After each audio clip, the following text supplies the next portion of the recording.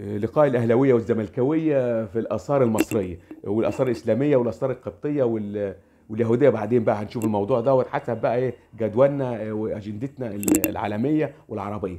سيداتي سادتي، طبعا انطباعات المباراة. طبعا النهاردة في لقاء جامد جدا للأثريين من القطاع الإسلامي والقطاع المصري والقطاع القبطي واليهودي، كل دول على حده، لان هم كلهم بيلعبوا لعب جميل لانعاش السياحه المصريه. طبعا طالع احمد عبيد من الوجه اليمين بيلعبها حلوه، بيستلمها محمد جمعه بياخدها على صدره بشوطه شوطه جامده. الجون الثاني في الدقيقه 9 في القطاع الاسلامي. طبعا استلم الكره القطاع الاسلامي وطالع من الوجه اليمين بيلعبها حلوه لاسامه باشا طلعت. اسامه باشا طلعت شاطه حلوه بيستقبلها الدكتور محمد عبد المقصود، بياخدها على صدره بيشوط الشوطه الثانيه، بيجيبوا الجون الثاني. الاثار المصريه والاثار الاسلاميه اتغلبت، ومبروك الاثار المصريه بتكسب على طول.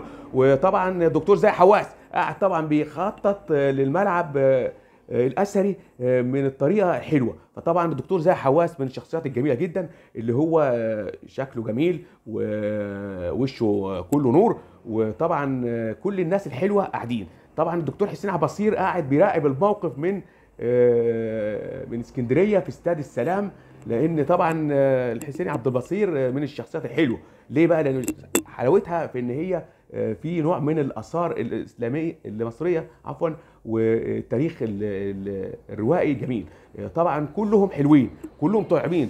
وطبعا ما ننساش محمد اسماعيل ومحمد مجاهد، الدكاتره الحلوين بتوع زمان ايام دكتور زاهي والكاست بتاعه، والدكتور طارق العوضي والدكتور رمضان البدري رحمه الله عليه، رمضان عبده رحمه الله عليه. كانوا بينجزوا انجازات جميله في الملاعب الاثريه، كلهم حلوين. وتامر خليل وشعبان عبد الجواد وكل الناس الحلوه. احنا بنقول لهم كل سنه وانتم طيبين.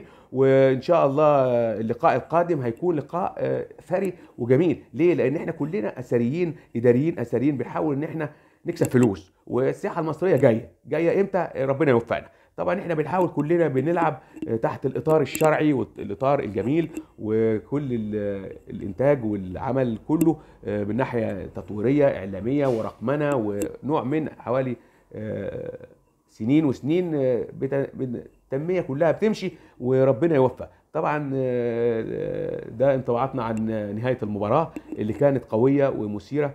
وطبعا الليسي كهشام الليسي راجل عظيم، كان دايما بيتابع المباراه، بيقوم بتدريب احمد عبيد وجميع اللاعبين كلهم ماشيين وفق خطته اللي هي المعهوده، وكلهم اصحاب، لان صحوبيتهم كلها انتجت وانتاجهم كبير واعمالهم عظيمه. وطبعا راحوا اوروبا وراحوا امريكا، وربنا يوفقهم ونتمنى لهم الخير لانهم اصدقائنا. وطبعا ما زالت المباراه بيتابعها فالنتينو، ايفنتيو فالنتينو رئيس الاتحاد الدولي، علشان يمكن مصر تخش كاس العالم. لان مصر لما دخلتش كاس العالم احنا مش هنروح كاس العالم، لان احنا اصلا كاس العالم لا هيجي لنا ولا احنا هنروح له. ليه؟ لان كاس العالم صعب علينا، واحنا بنحاول ان احنا نتفرج عليه. بس عندنا محمد صلاح بنتفرج عليه في ليفربول ويقعد يجيب اجوان، يعني بنحاول ان احنا ندعمه، لكن هو مدعم نفسه. طبعا صحته حلوه وعفريت وبيجري بالكوره، ومحمد صلاح، وعندك تريزيجيه، وعندك كمان غير تريزيجيه في اسمه ايه، الشحات بتاع الاهلي دوت، الواد المكافح، والواد اللي منور الاهلي محمد الكهرباء. هو صحيح واد رزق اللي هو مش بطال، بس بيلسع اجوان كويس. طبعا الاهلاويه جايين زي ما انتم عارفين بردك، طالعين افريقيا ومش عايزين يعني يسيبوا افريقيا، لان هم فرقه تقيله. فطبعا احنا بنحاول ان احنا بندعمهم وبنقول اهلي اهلي اهلي واهلي. ده عندك ده بقى بتاع ايه، محمد الكواليني طبعا التروس بتاعته طول عمرها اهلاويه. يقول لي زملكاوي اهلاوي انا مصراوي، وتحيه للكره المصريه والاثار ولكل الناس الحلوه.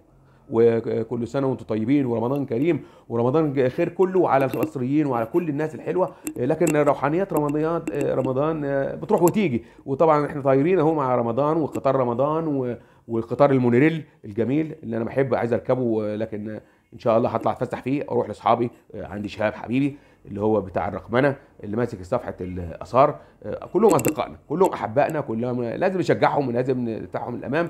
وربنا يوفقنا جميعا. ومعلش انا بتكلم كتير عشان ما اغرمكمش على اليوتيوب، بس انتوا هتغرموا عشان انتوا حبايبي وانا اسلوبي مش بطال. كلنا لازم نشجع نفسينا ونرفع من روحنا المعنويه علشان مصر جايه، وقت ما تيجي وبعدين ربنا يوفقنا. لكن احنا بنشجع القياده السياسيه بقياده عبد الفتاح السيسي والاخ عباس كامل، وكلهم اخواتنا. واذا كنا احنا بننتقد للخير لان الوزراء كلهم اخواتنا، لان هم على درجه من الكياسه والفطانه وربنا يوفقنا، وكل سنه وانتم طيبين ورمضان كريم عليكم، ونتمنى لكم خير جميعا. مع تحياتي منجك السيك العربي العالمي، وشكرا لكم.